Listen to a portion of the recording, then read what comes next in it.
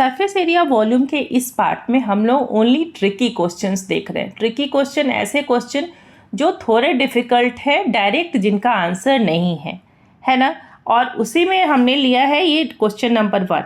और इसके पार्ट 1 में मैंने सारा फॉर्मूला डिस्कस कर दिया था, तो अगर आपने नहीं देखा है तो उसे आप जा कर के देख सकते हो, लिंक दिया हुआ है, ठीक है ना।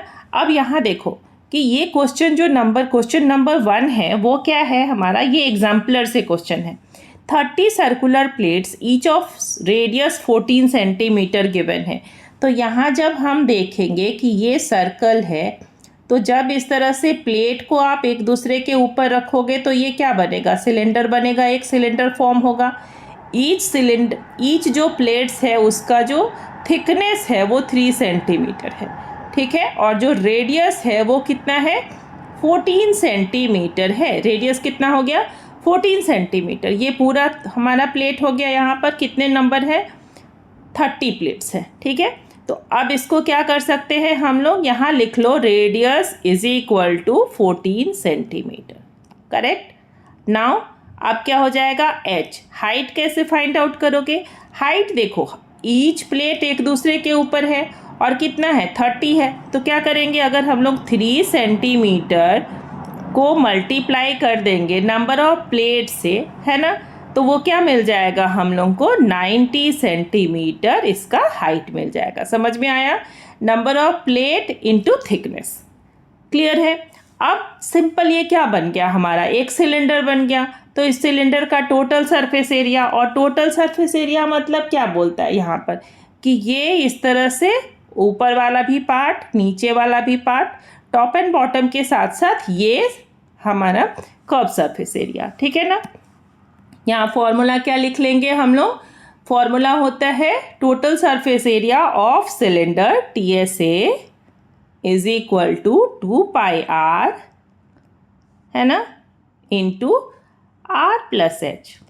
बताया था ना, देखो सारा उस पर मैंने फॉर्मूला दिया है कि कैसे फॉर्मूला फॉर्म हुआ है वो भी गिवन है, ठीक है ना। एक बार उसको देखोगे तो आपको ये और भी ज़्यादा आसान लगेगा।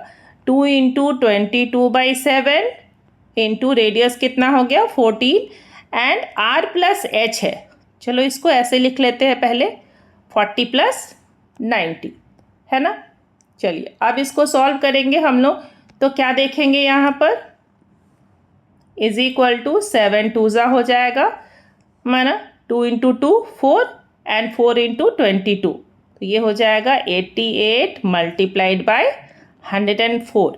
कैलकुलेशन हमेशा एकदम इजी वे में रखना है, ठीक है। तो ये क्या हो जाएगा हमारा 9152 सेंटीमीटर स्क्वायर, है ना। यूनिट लिखना ना भूले कभी भी। तो ये आपका पार्ट 1 था। अब पार्ट 2 में क्या दे रहा है, पार्ट 2 में दे रहा है कि volume of the cylinder so formed. तो चलिए वॉल्यूम भी फॉर्म कर लेते हैं, वॉल्यूम भी हम लोग फाइंड आउट कर लेते हैं इसका। अब नंबर 2 में क्या है, वॉल्यूम इज इक्वल टू क्या होता है सिलेंडर का, पाई r स्क्वायर h, है ना।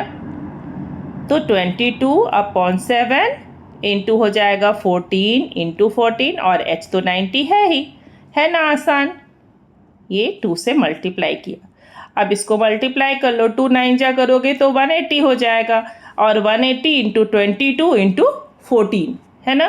तो ये आ जाएगा आपका 55440 यूनिट, क्या, सेंटीमीटर क्यूबिक, है ना।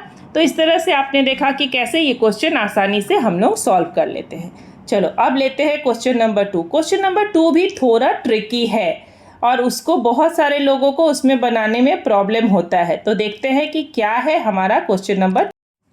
ये जो क्वेश्चन नंबर 2 है इसमें 2 सॉलिड स्फीयर्स दिया हुआ है जो made up of same metals. तो यहाँ पहला तो ये बात पे ध्यान देना है कि अगर made up of same metals है तो इसका क्या मतलब, इसका ये मतलब कि दोनों स्फीयर का डेंसिटी इक्वल होगा।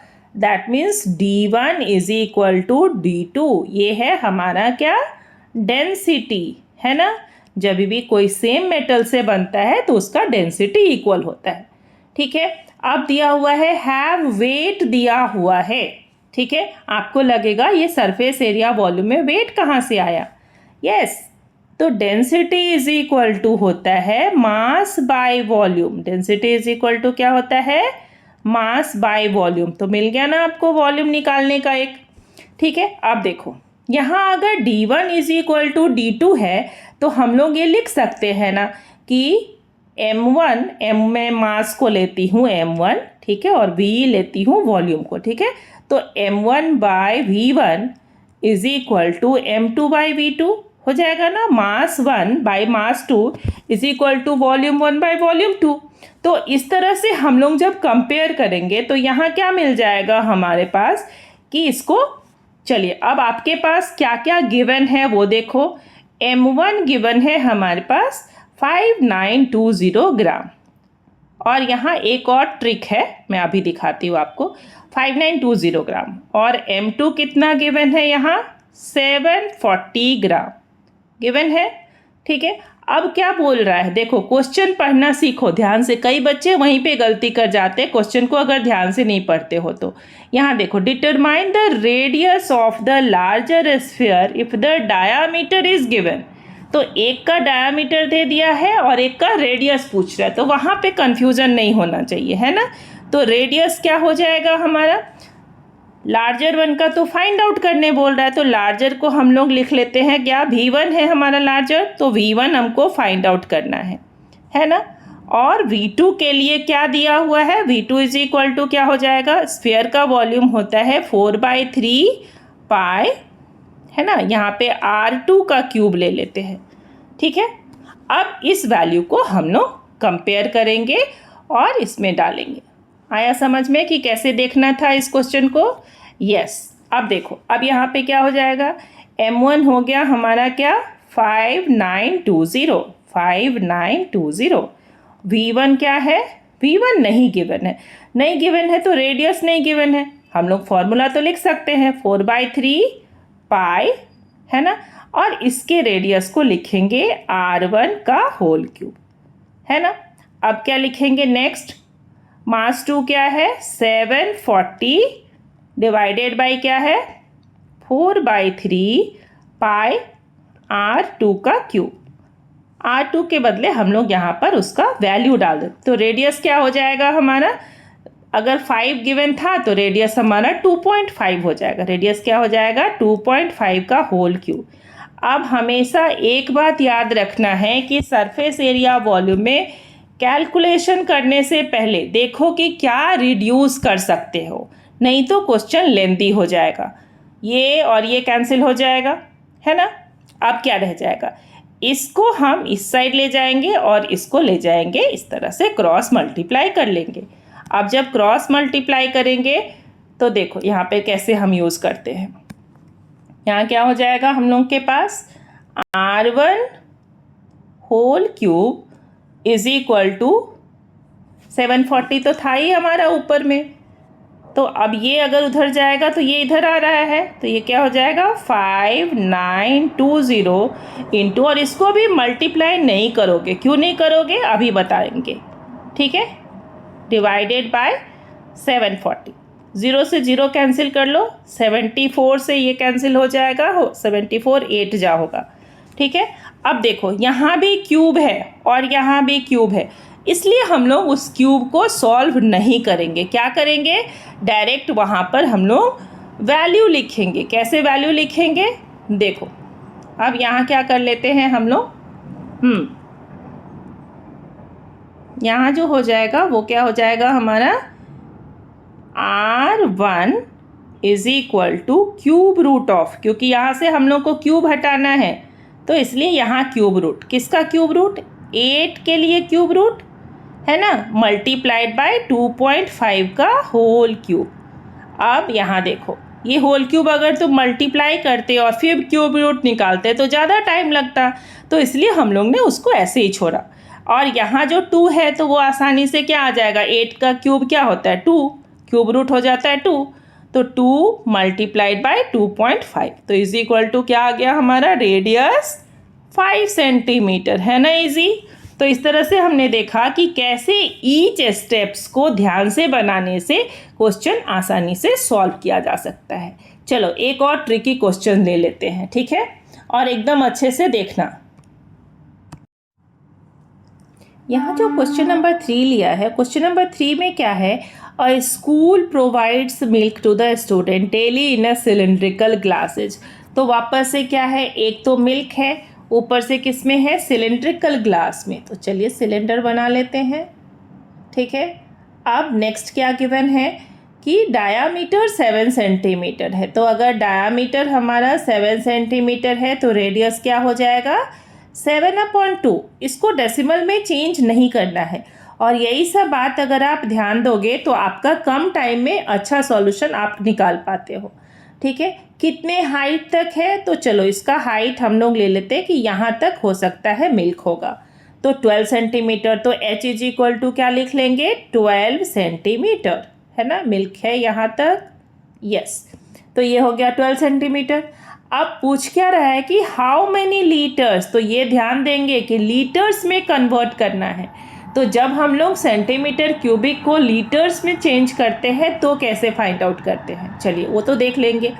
नंबर ऑफ स्टूडेंट्स कितना है, number of students is equal to है 1600, है ना। तो एक वॉल्यूम ग्लास का फाइंड आउट करके उस पर मल्टीप्लाई करेंगे नंबर ऑफ स्टूडेंट्स, और फिर उसको हम लोग सेंटीमीटर क्यूबिक को लीटर में चेंज कर लेंगे।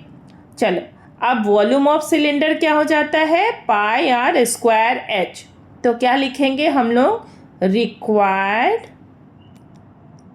Milk is equal to volume of glass multiplied by number of students, है ना, इज इक्वल टू क्या हो जाएगा, πr² इंटू 1600, है ना। अब देखो, अब इसमें वैल्यू डाल दो, वैल्यू डालेंगे तो क्या क्या हो जाएगा हमारे पास, is equal to 22/7 into R कितना था, देखो मैंने इसलिए बोला था ना कि डेसिमल में चेंज नहीं करो, और मल्टीप्लाई एच कितना था, कितने हाइट तक, 12 सेंटीमीटर, और मल्टीप्लाई कर देंगे 1600 से, 7 से 7 कैंसिल हो गया, 2 6 जा 12 हो जाएगा, है ना, और ये 11 हो जाएगा, ठीक है। जब आप इसको मल्टीप्लाई करेंगे तो क्या आएगा, 11 इंटू 7 इंटू 6 इंटू 1600, है ना, इज इक्वल टू क्या हो जाएगा आपका 739 से, पहले इसको मल्टीप्लाई कर लो, 0 बाद में डालना, ठीक है, 7392 और उस पर डाल दो 00। तो लेकिन ये क्या आया, सेंटीमीटर क्यूबिक, और आपको जो आंसर फाइंड आउट करना था वो किस में फाइंड आउट करना था, लीटर में। तो इसको क्या करेंगे हम लोग, 1000 से डिवाइड कर दो।